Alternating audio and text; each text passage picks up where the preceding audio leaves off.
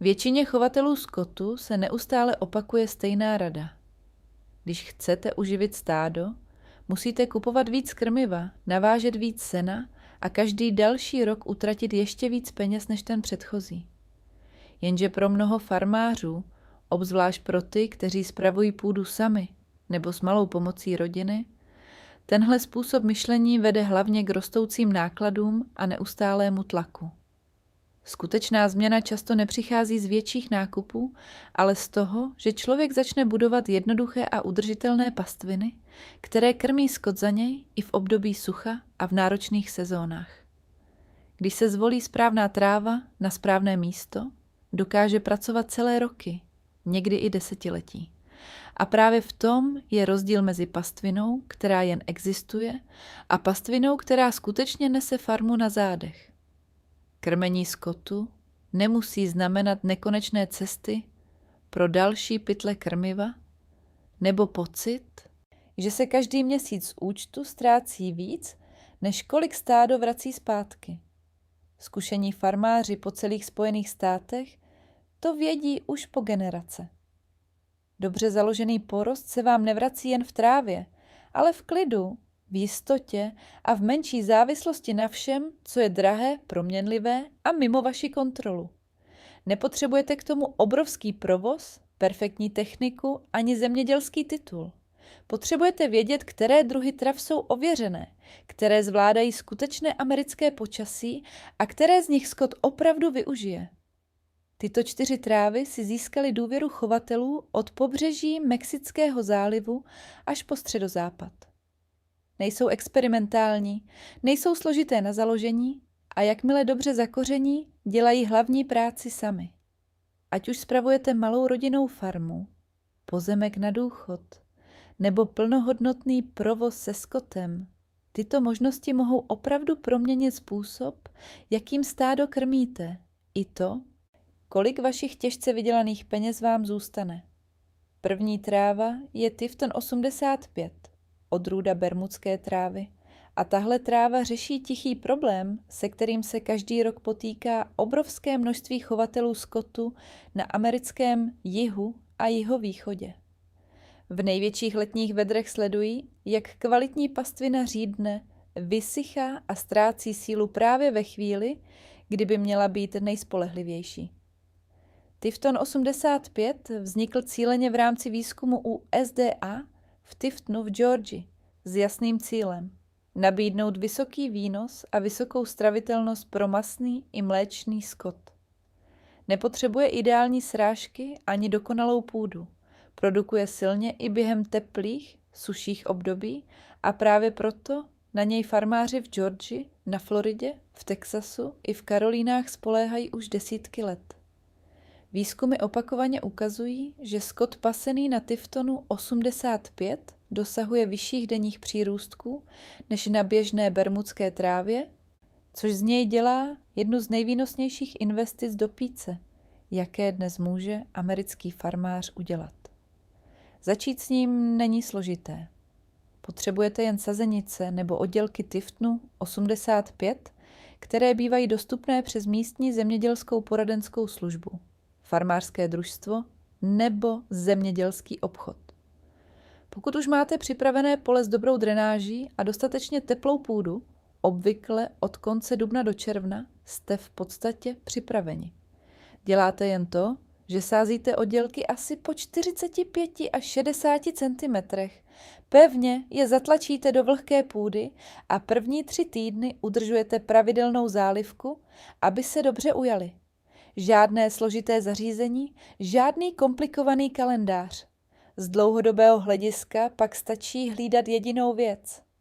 Sekejte nebo spásejte porost dřív, než přeroste zhruba 45 cm. Právě tento jednoduchý návyk udržuje porost hustý, zdravý a produktivní dlouhé roky. Postupem času nejde jen o nižší náklady na dokrmování. Mění se celý pocit z pastevní sezóny. Méně stresu z doplňkového sena, víc jistoty před nejteplejšími měsíci a tichý klid z toho, že pastvina pracuje ve váš prospěch i ve dnech, kdy sami nestíháte být všude. Malý krok navíc, který vše ještě usnadní, je lehká dávka dusíkatého hnojiva asi 6 týdnů po založení. Není to nutné, ale výrazně to urychlí zapojení porostu a dostane pastvinu do plné produkce rychleji. Druhá tráva je Rhodes grass. A tahle volba řeší jiný tichý problém, který mnoha chovatelům nedá spát na konci léta a na podzim. Jak udržet stádo v dobré kondici během suchého období, kdy jiné trávy selhávají a ceny se nastoupají, aniž by člověk musel investovat do drahého zavlažování nebo úplně měnit fungování farmy. Rhodes grass je mimořádně odolný vůči suchu. Rychle se zakládá a překvapivě dobře zvládá písčité půdy s nízkou úrodností, které jsou běžné v mnoha částech amerického jihozápadu, v texaském Hill Country i v suších oblastech jihovýchodu. Nepotřebuje vysoké srážky ani bohatou ornici. Roste tam, kde by se mnoho jiných pícnin vzdalo. Pro farmáře, kteří roky zápasili se slabou půdou, může být právě tohle život měnící volba. Co z něj dělá tak cennou možnost pro americký chov skotu, je spojení chutnosti a vytrvalosti. Skot ho ochotně přijímá a jakmile je porost dobře založený, přirozeně se znovu vysemeňuje, takže se může pastvina s minimálním zásahem sama obnovovat rok za rokem. Pro začátek potřebujete certifikované osivo Rhodes grassu, které je v USA běžně dostupné v zemědělských obchodech i u online dodavatelů. Pokud máte otevřenou slunnou plochu, i která během dne dostává alespoň částečné slunce, můžete začít. Postup je prostý. Osivo se rozsévá přibližně v dávce 3 až 5 liber na akr na lehce připravené a nakypřené seťové lůžko. Ideálně v době, kdy začíná vaše místní období dešťu nebo spolehlivá jarní vláha. Nepotřebujete specializované nástroje a celý proces je dost jednoduchý pro každého farmáře bez ohledu na věk nebo fyzickou kondici. Aby pastvina dlouhodobě fungovala, soustřeďte se hlavně na jednu zásadu – nepřepásat. Přesuňte skot z daného úseku dřív, než porost klesne pod přibližně 15 cm. Tahle jediná disciplína často stačí, aby Rhodes grass prospíval mnoho sezón. V průběhu času nejde jen o lepší výživu stáda v suchém období. Mění se i to, jak se farma cítí v nejtěžších měsících roku. Méně úzkosti v obchodě s krmivy, víc zelené hmoty ve chvíli, kdy sousedé už vozí balíky sena. A pokud chcete systém ještě posílit, můžete osivo Rhodes grassu před výsevem smíchat s doprovodnou luskovinou, jako je třeba hairy vetch nebo teplomilný jetel. Není to nutné k úspěchu, ale přirozeně to zvýší obsah bílkovin v porostu a nabídne skotu vyváženější pastvu bez další práce navíc. Třetí tráva je Napier grass, často známá také jako elephant grass.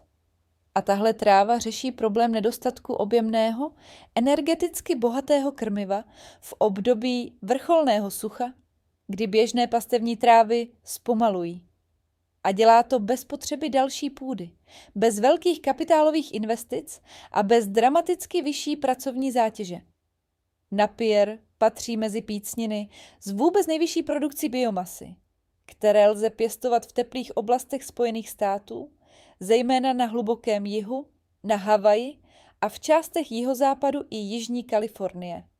Nepotřebuje každoroční nové zakládání. Jedna výsadba může poskytovat sklízitelnou hmotu až 10 let, což z něj dělá jednu z nejvýhodnějších dlouhodobých investic do zdraví a udržitelnosti chovu. Vedle ohromného objemu má Napier i slušný nutriční profil. Obsahuje dobře stravitelnou vlákninu a je dost chutný na to, aby ho skot dobře přijímal, zvlášť když se sklízí ve správné fázi a nenechá se příliš zestárnout a zdřevnatět. Pro založení potřebujete řízky stonků dlouhé, zhruba 30 cm, odebrané ze zdravé, již zavedené rostliny. Pokud nemáte místní zdroj, několik schválených školek a specializovaných dodavatelů na Floridě a v Texasu nabízí řízky i sazenice k zaslání. Celý princip je jednoduchý.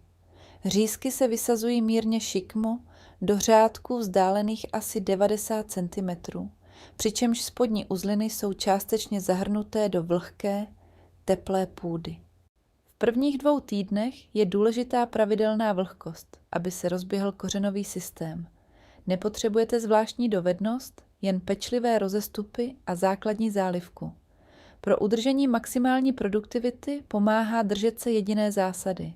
Jakmile je porost dobře zakořeněný, sklízejte zhruba každých 6 až 8 týdnů a seřezávejte stonky asi 15 cm nad zemí. Opakovaný řez vyvolává silné a husté obrůstání a zároveň udržuje výživovou kvalitu píce na vysoké úrovni. Časem nejde jen o to, že vaše farma vyprodukuje víc hmoty. Mění se i to, co na vlastním pozemku považujete za možné. Vzniká vzácný pocit skutečné potravinové bezpečnosti, který není tolik závislý na dodavatelských řetězcích, cenách pohonných hmot ani výkyvech trhu. Menší závislost na vnějších zdrojích, více soběstačnosti sezónu po sezóně. Jeden praktický detail, i který krmení napěrem ještě zefektivní, je nasekat sklizenou hmotu před předložením skotu. Není to nezbytné, zvířata ho sežerou i v delších stéblech, ale nasekaný napěr se využívá lépe, méně se jim plýtvá a dlouhodobě to může vést i k lepším přírůstkům. 4. trávou je brachiaria, často označovaná jako signal grass. A tahle možnost řeší problém, který mnoha americkým chovům, skotu potichu a dlouhodobě ukusuje produktivitu. Pastviny, které se pod tlakem letité intenzivní pastvy rozpadají, řídnou a ztrácejí nosnost, aniž by člověk mohl nechat velké části půdy měsíce ladem nebo investovat do drahých infrastrukturních změn. Brachiaria je celosvětově považovaná za jednu z nejrozšířenějších tropických pícnin a má k tomu dobrý důvod. Má agresivní a hluboký kořenový systém, který drží půdu proti erozi, rychle se zotavuje po intenzivní pastvě a zvládá utužené půdy i mírné sucho, běžné v oblastech pobřeží Mexického zálivu, centrálního Texasu i vlhkého jihovýchodu. Nepotřebuje ideální podmínky, zvládá skutečné farmářské prostředí, silný pohyb kopyt, proměnlivé srážky i ne zcela perfektní hospodaření lépe než většina jiných pastevních trav, dostupných dnešním americkým chovatelům. Zlepšené odrůdy, například Mulato 2, byly vyšlechtěny přímo pro vyšší výnos, lepší odolnost v suchém období a lepší nutriční hodnotu než starší typy brachiárie. Pro začátek potřebujete kvalitní osivo. Pokud je to možné, vyplatí se hledat právě odrůdy Mulato 2 nebo jiné vylepšené varianty, které se v praxi ukázaly jako výkonnější i chutnější pro skot. Místní poradenská služba USDA často dokáže nasměrovat k certifikovaným dodavatelům osiva v konkrétním regionu. I samotný výsev je jednoduchý.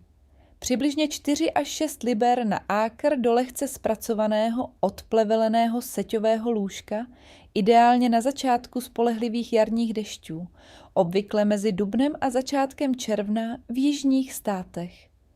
Semeno je drobné, dobře se ujímá i při základním rozhozu a lehkém zapravení do povrchu, bez drahé mechanizace. Pokud má brachiarie dlouhodobě chránit produktivitu pastvin, je dobré soustředit se hlavně na jednu věc – rotační pastvu. Přesun stáda na další díl pastviny každé 3 až 4 týdny pomáhá zachovat hustotu porostu, bránit přepásání a udržet pastvinu zdravou po dlouhá léta. Postupem času pak nejde jen o odolnější porost a lepší zdraví skotu. Mění se celé fungování farmy na hlubší úrovni. Více živé pokryvnosti půdy, lepší struktura půdy, menší eroze a skutečně soběstačný systém pastvy, který tiše funguje na pozadí i ve dnech, kdy si vy sami potřebujete odpočinout. Brachiaria se dá navíc ještě posílit výsevem luskoviny fixující dusík. Možnosti jako perennial peanut nebo vhodné místní luskoviny fungují v jižních státech po boku brachiarie velmi dobře. Není to nutné k silným výsledkům, ale časem to přirozeně zlepšuje úrodnost půdy, snižuje potřebu hnojiv a zvyšuje výživovou hodnotu každého sousta, které skot přijme. Na celé věci je ale ještě něco důležitějšího než to, kterou konkrétní trávou začnete. Skutečná změna nepřichází jen z toho, že jednu z těchto trav zasejete a budete doufat v to nejlepší. Skutečný rozdíl nastává ve chvíli, kdy se na půdu začnete dívat jako na systém, ne jako na jeden velký nerozlišený kus pastviny.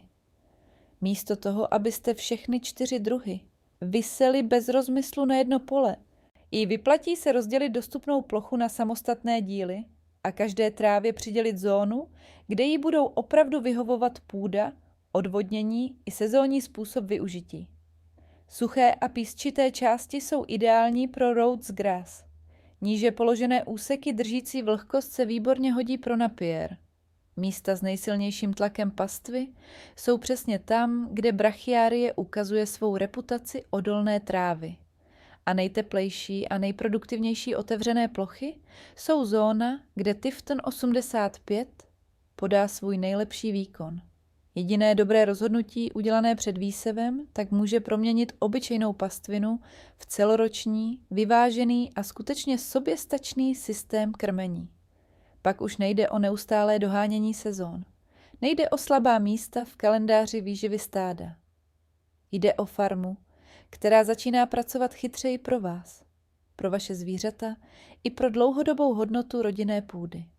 Nemusíte kvůli tomu převracet celý provoz vzhůru nohama. Stačí jeden stabilní a dobře zvolený směr. A správná tráva, zasazená na správném místě, je přesně tím druhem směru, který dává smysl.